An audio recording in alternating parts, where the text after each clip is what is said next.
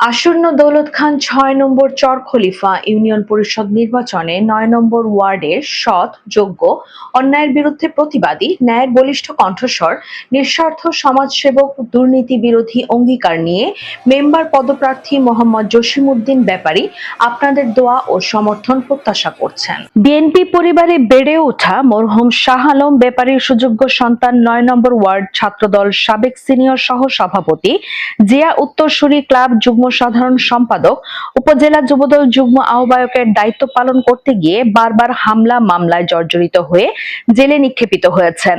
একটি সুখী সুন্দর সমাজ গঠনে মাদক ও সন্ত্রাসমুক্ত ওয়ার্ড উপহার দিবেন মোহাম্মদ জসিমউদ্দিন ব্যাপারী। তিনি ৯ নম্বর ওয়ার্ডের সুবিধা বঞ্চিত ও অবহেলিত মানুষের সেবা করতে চান।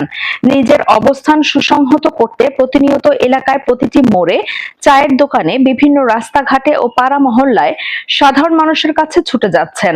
সাধারণ ভোটাররা মনে করেন তিনি নির্বাচিত হলে ওয়ার্ডের রাস্তাঘাট ও ড্রেনেজ ব্যবস্থা উন্নয়ন, পরিচ্ছন্ন নিরাপদ মাদক মুক্ত সমাজ গঠন, যুব সমাজের কর্মসংস্থান, সামাজিক কার্যক্রম বৃদ্ধি, গরিব দুঃখী অসহায় মানুষের পাশে দাঁড়ানো, সবার জন্য সমান সুযোগ, ন্যায়ভিত্তিক সেবা নিশ্চিত করবেন।